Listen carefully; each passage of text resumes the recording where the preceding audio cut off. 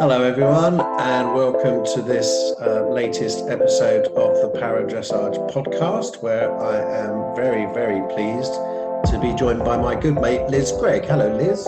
Hello, Rob. You look like a children's TV presenter. Just say we are going to try and put this on YouTube, but it's a puppy. That's Jeannie, isn't it? It's Jeannie. So those that aren't watching on YouTube, Liz is sat with her gorgeous dog, Jeannie, who you may well have seen in some of our national newspapers recently, because if you ever see pictures of three dogs, a golden retriever, spaniel type. Border spaniel, and Jeannie is a border collie cross poodle. Yeah, if you ever see pictures of those three dogs and captioned like, it was a stormy day in Margate, or look at these dogs frolicking in the sunshine on page 7 of the Daily Telegraph, it's likely to be one of Liz's pictures. It's black, white, gold. Black, white, gold, that's right. Yeah. On Instagram, it's black, white, gold.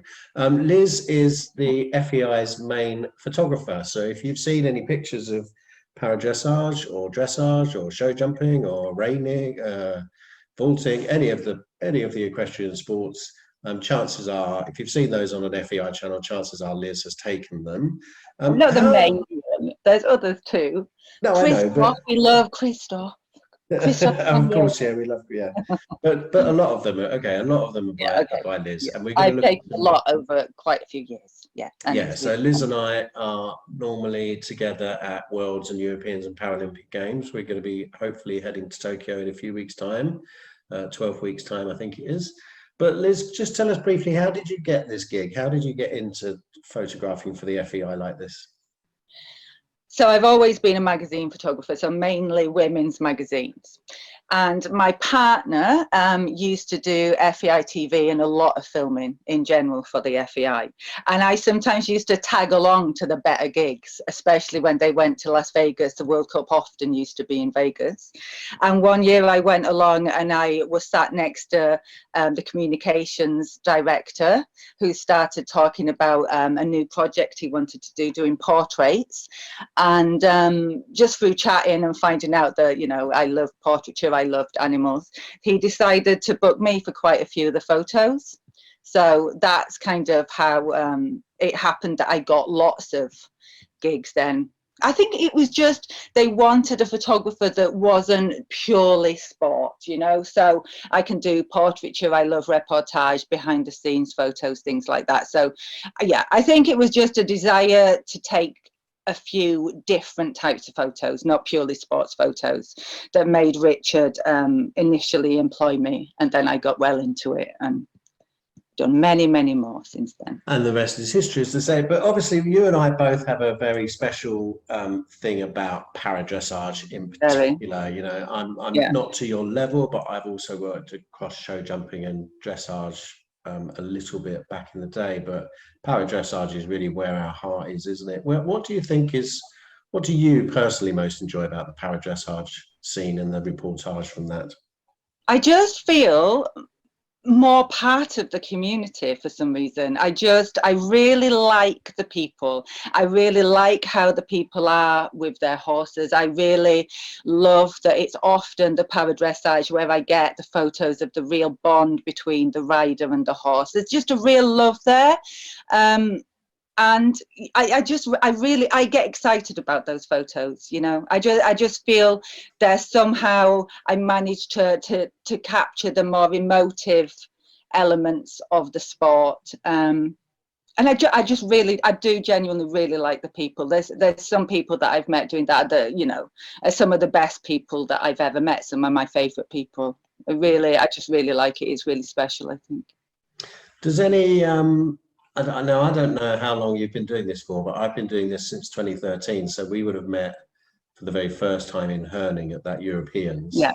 But if we take from Herning onwards, let's say, because I want to share in this conversation as well, but is there any para competitions that you've covered that really stick out, or do they all kind of merge? Definitely Rio, it was amazing. But I had really good access to the stable. The stable manager there is a guy called Charlie, who's lovely.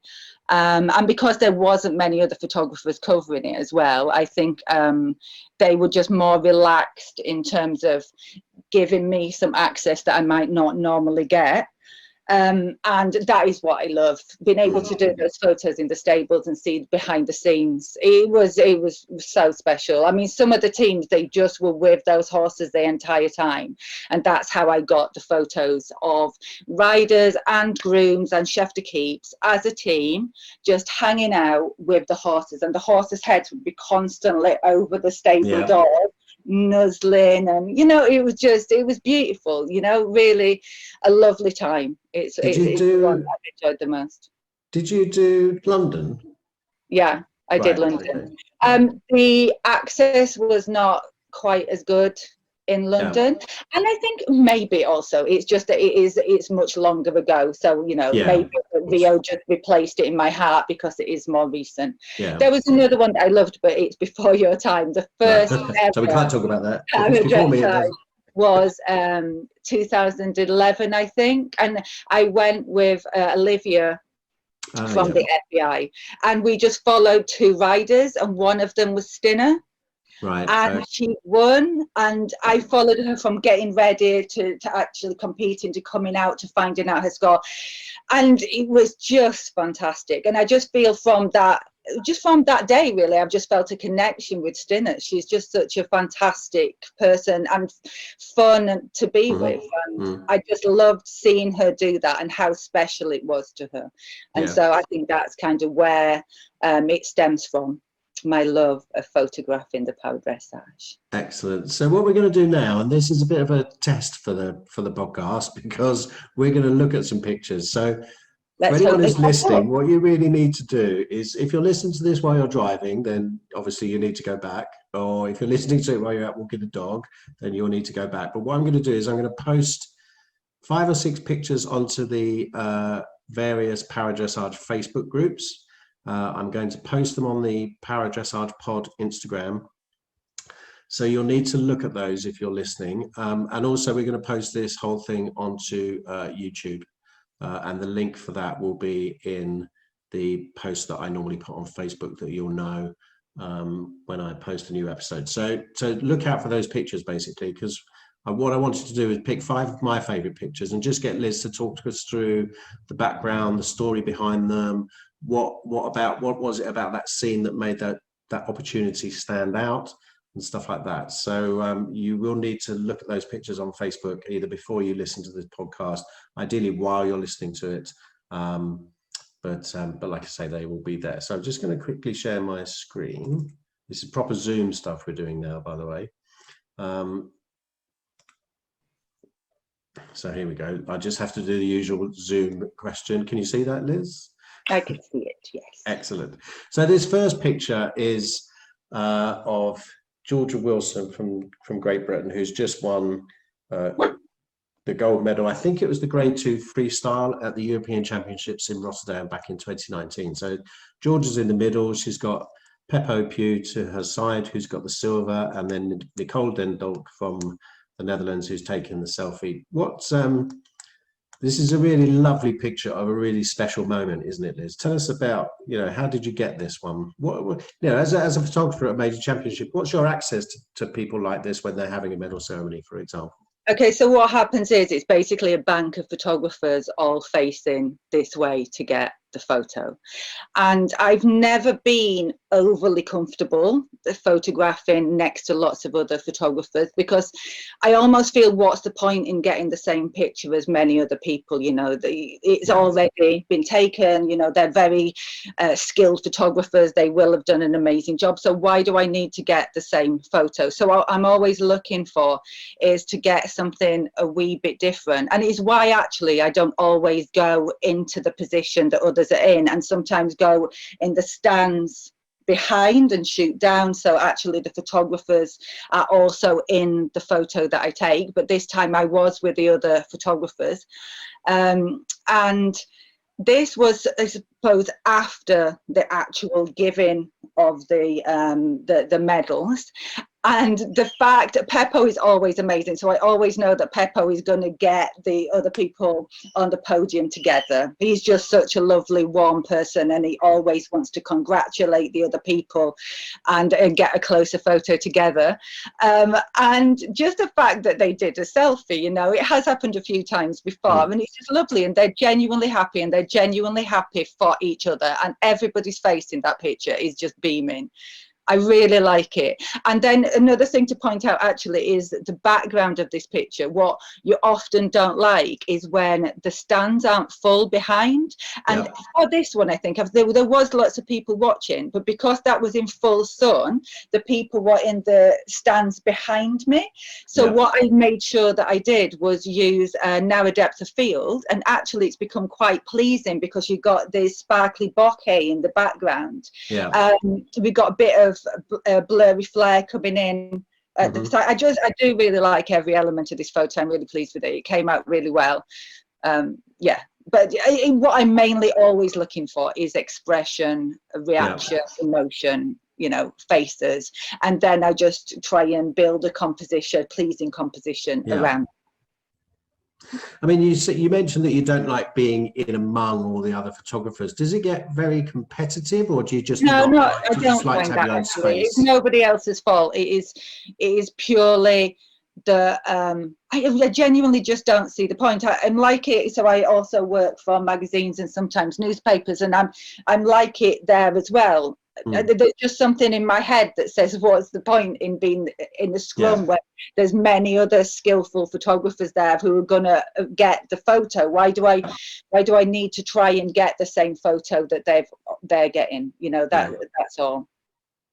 One of the things I really like about this picture is, you know, Georgia. This was Georgia's first major championship. She'd picked up a silver medal a couple of days before in the individual, and she joked then that, you know, she was laughing on the podium because she just didn't know what to do, and then now she's actually won. And she said afterwards that basically Peppo just kind of almost chaperoned her through the whole thing because she didn't know where she was meant to be. She didn't even, you know, what way to turn for the national anthem and all that kind of stuff. And that look of but also I think it really sums up what we were saying earlier about para dressage just having that extra special little something.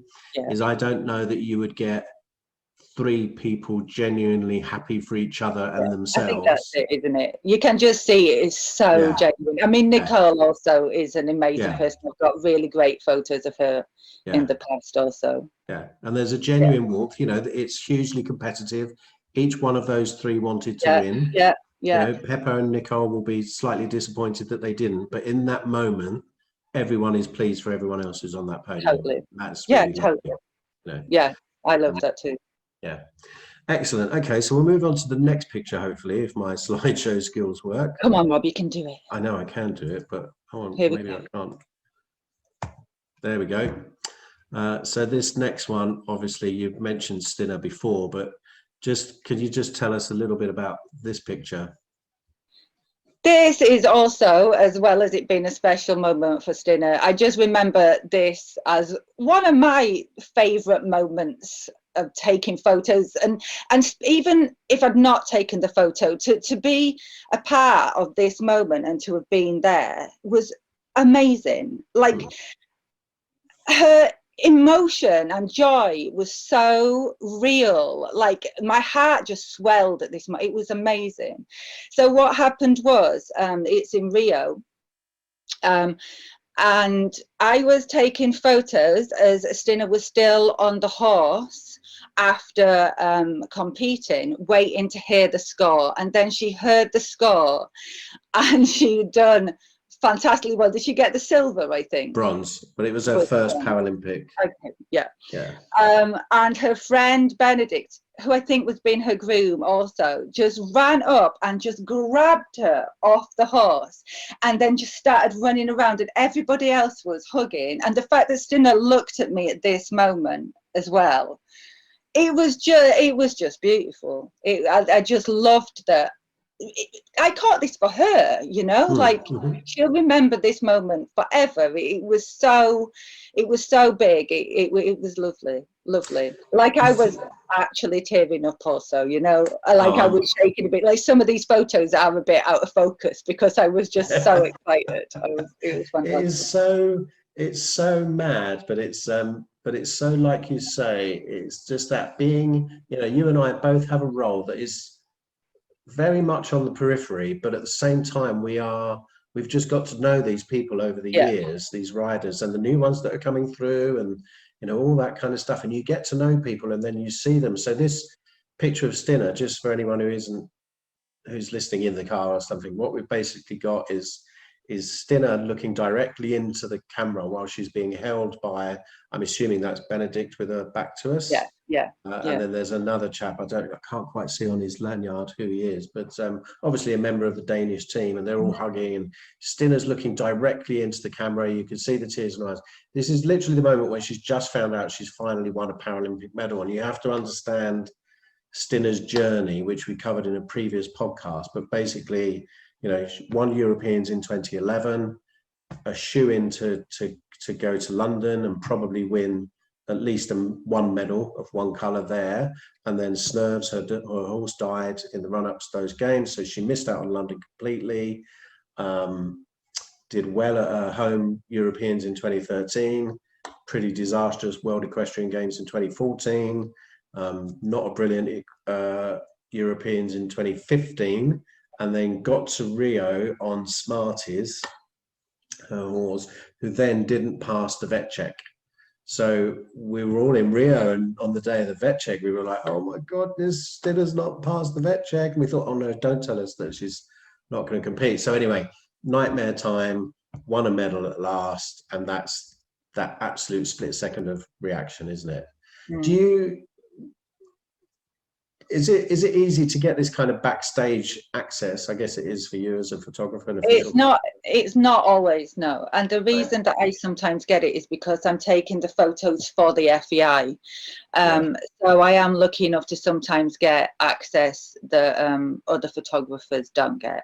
So I do feel very grateful for that, because that is how I'm able to get these photos. It's the access that I need.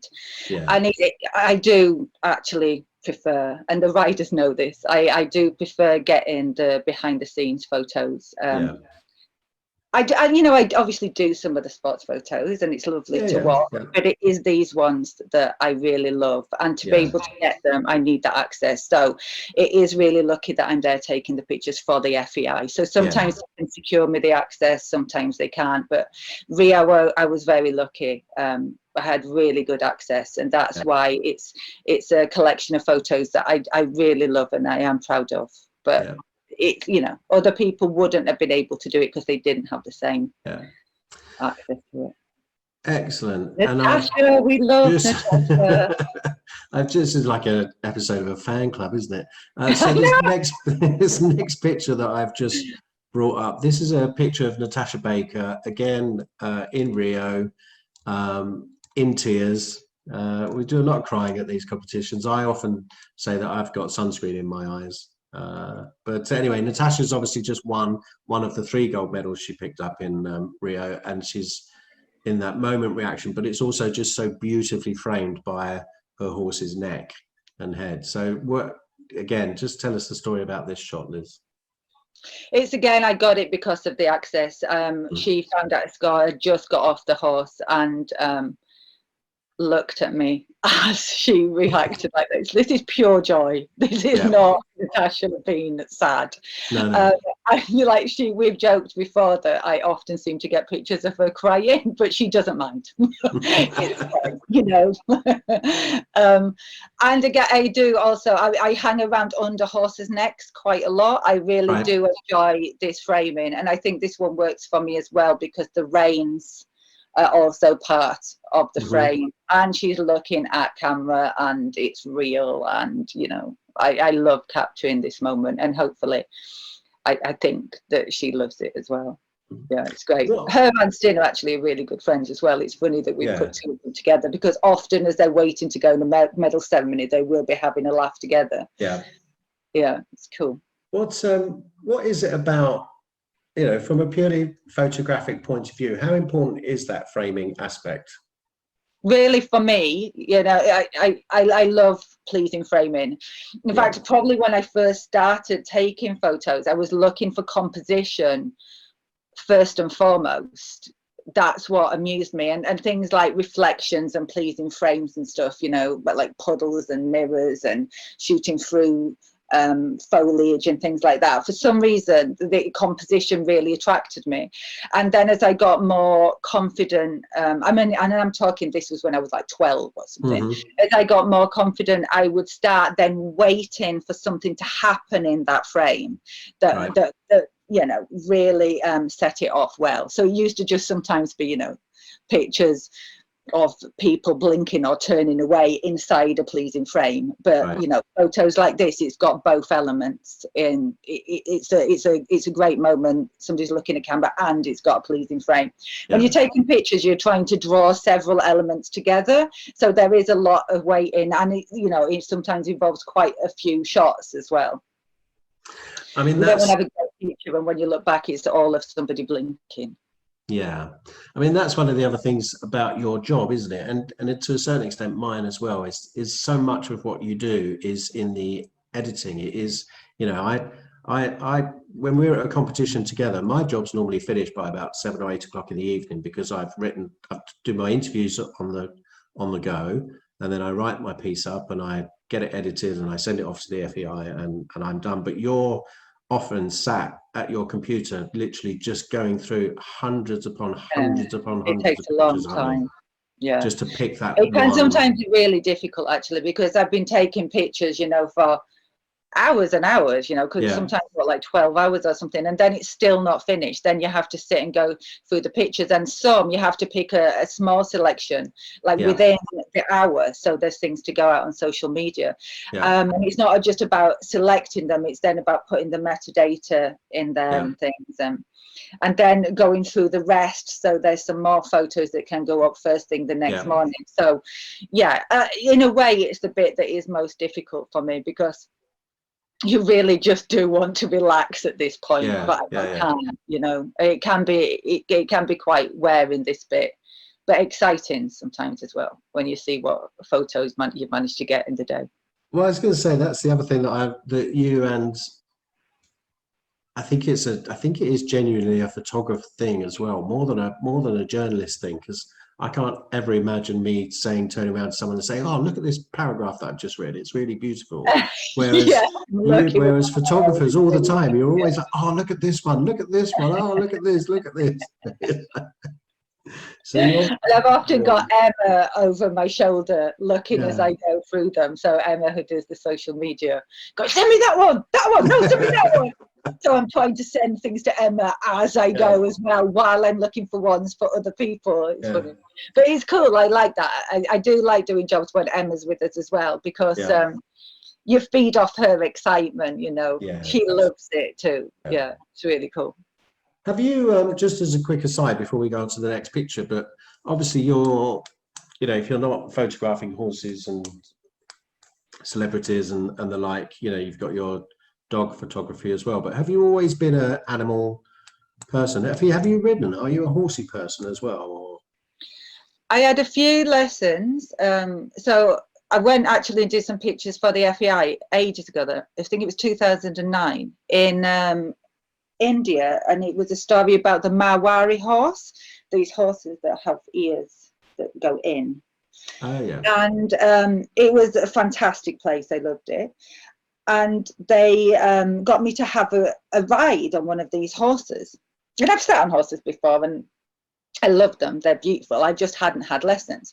But we actually ended up galloping across the desert, and it just made me, whoa, this is just, why can I not do this? This is fantastic. I need to go and have lessons. So I did when I got home, and I was told I had a decent seat and stuff, and I did it for a few months. But the reason that I stopped was it felt strange to me that I was sitting on this horse that didn't know me, and I didn't know it, and somebody else prepared the horse for you. And I just felt that it wasn't fair that I was making this horse do something when it didn't even know me. I just felt that, one day if I could have a horse as a pet, Yeah. with a big garden that he can live in. I totally love that. But to just go and ride somebody else's horse that, you know, often has many people on its back throughout the day and expect it to do things for me. And as well, have somebody telling you to kick the horse. I didn't want to kick the horse, you know.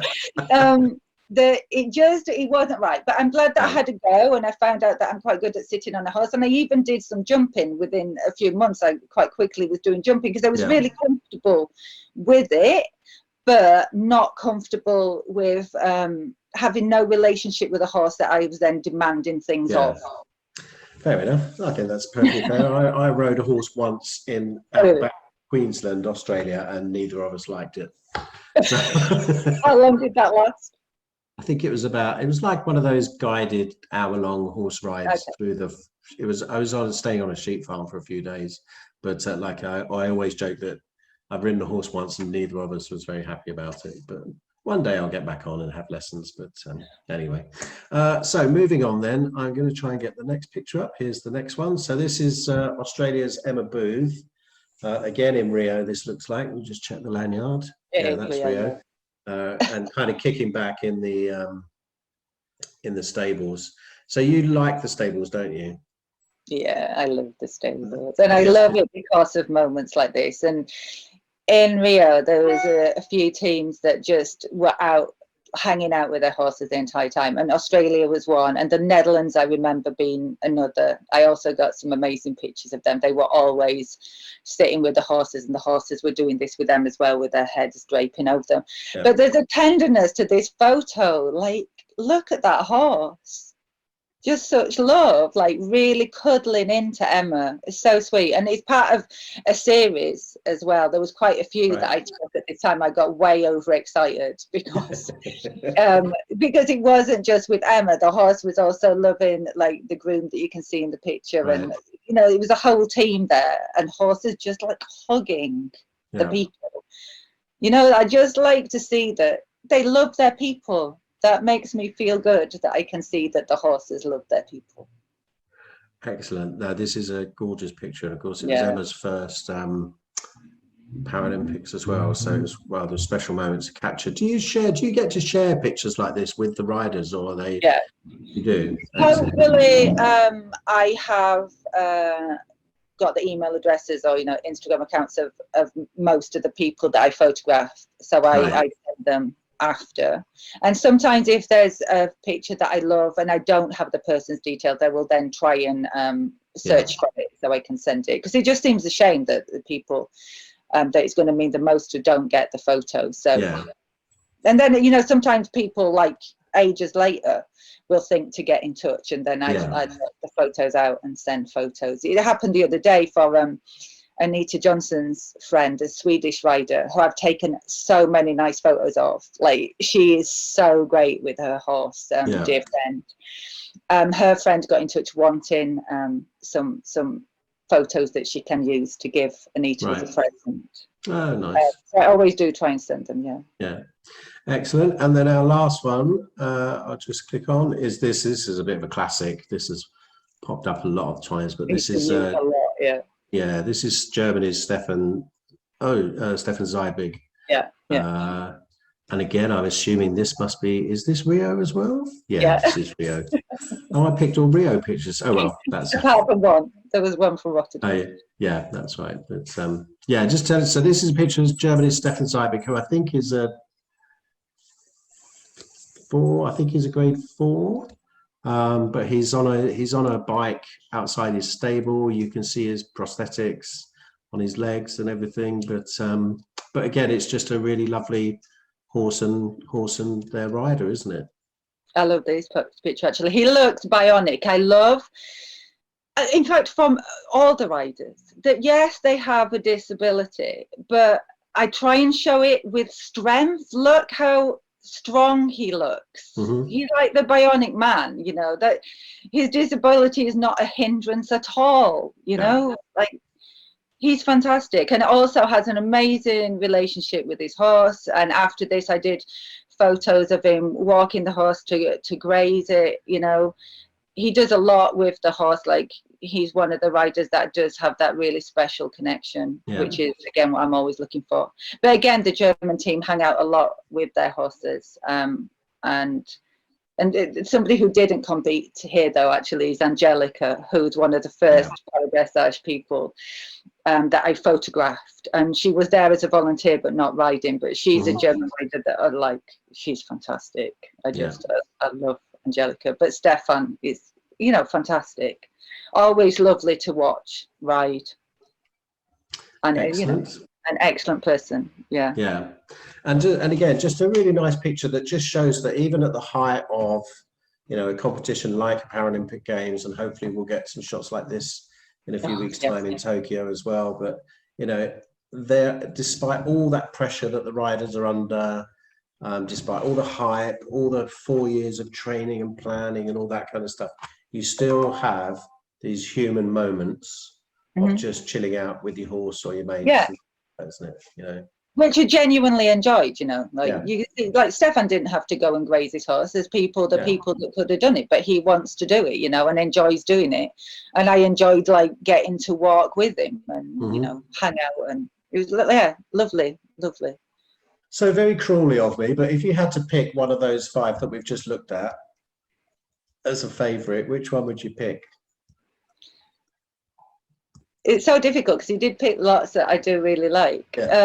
In terms of the memory of it and the moment, it has to be the Stinner. But as a pure, like, good shot that I think says a lot, I really love the Stefan one, and it has been used a lot, the Stefan one. Somebody got in touch and used it, I think some, like, horse feed for an advert recently again. It is a strong photo. I do really like this one. It's difficult. Yeah. All right, and I've got one more that's a surprise. Look at us. I'm going to have to find those trousers again. Yeah, absolutely. So this is... For if you haven't seen these, blend in for other photographers, not you don't want to be a photographer standing out. I forget that role. If you've not seen this picture yet, this is just a picture grabbed on a phone of Liz and myself and Stinner. I think this is the competition's over. This is Rio has finished. Oh, was that Rio as well? Yeah. So this is outside the press tent in Rio.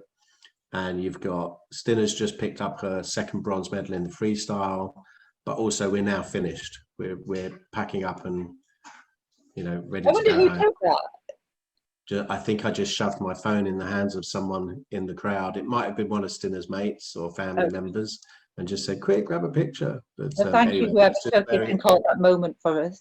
Yeah, it's very self-indulgent of me to put it on here, but I just wanted to bring that one up. Yeah, so we had that little run through. So just a couple more questions before we finish.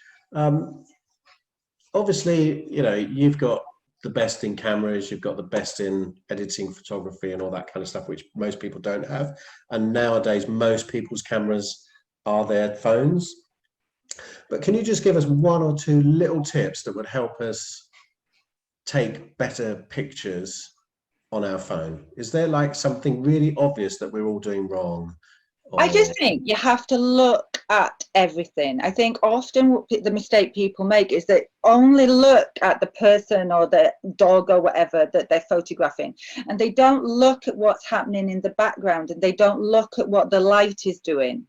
Try and look at all the elements. So don't have a bin in the background or like a tree coming out of their head. Try and look at what is happening as a whole. And plus have fun with it and move around, and then you might find a new thing that you really like doing in a photograph. You like shooting into the sun, so you've got sun flare coming into the lens. So, just be happy to experiment and to look at everything. Because you gave me a tip once about, I can't remember exactly how it was, but it was something about turning your phone upside down to get a reflection or something, wasn't it? I'm obsessed with taking pictures of the dogs. It's with a reflection. There's a specific puddle in Herne Bay where I live, and I just am always going and taking photos of after rain. and you get the best out of a reflection photograph if the lens is as close to the reflective surface as possible. That's when the reflection goes purer. So weirdly, it actually works better on a mobile than it does on the camera, just because of how a camera is built. It's very difficult to get it right on the surface. Whereas if you look at a phone, if you turn it upside down, well, put it the right way, if you turn it upside down, it is right next to the reflective surface. And you get really lovely photos that way. So you have to be committed though, because obviously that means you I'm always lying down. Yeah, so always whoever walking along the always beach, got like a gritty wet chin from taking photos like this. So if anyone's ever walking along the beach in Herne Bay and sees someone laying down next to a puddle, chances are it's you. Danielle, my friend, gets really offended because people walk by and ask if I'm all right, as Danielle is stood there, right? Oh my God, of course you're all right. What do they think I'm doing? Just like letting you have a heart attack on the ground and not helping. Excellent. Well, listen, thanks for your time. We've got 12 weeks now till Tokyo, hopefully, fingers crossed.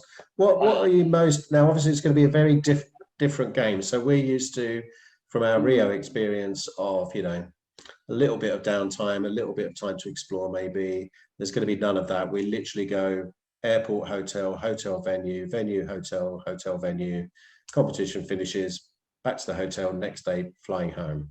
So it's going to be a very different experience, I think. I think the access to the athletes itself is going to be slightly restricted. We're all going to have to be wearing masks all the time.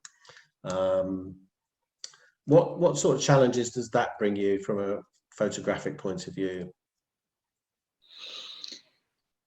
We don't really know until we get there. I mean, what is the access? Does that mean that I won't be allowed in the stables? If I have to be at a distance all the time and don't have access to those kind of areas, obviously the photos are not going to be the same. And they're not going to be the same either if people are having to wear the mask all the time. It's going to, you're not going to get the pure reaction. But, it is what it is, and it's of the time, and it will represent what is happening at the moment, So I always find a way, we'll see. I'll get there, and there's always something that kind of gets me excited, and I end up, wanting to photograph, and it'll be fun.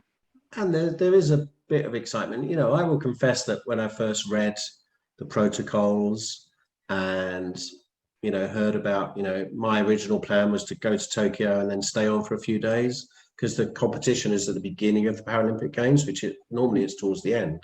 Yeah. And so my plan was, okay, so we get there on Monday, we get there on the Tuesday morning, opening ceremony is that night, competition starts Thursday, finishes Monday, I'll fly home a week after, and then I can go and get tickets for the rest of the games, so I can go to the closing ceremony and see a bit of Tokyo, and maybe even get a bullet train out somewhere for the day. I so want to do that as well. Yeah, that's all not going to happen, but we are, and I got a bit fed up about that.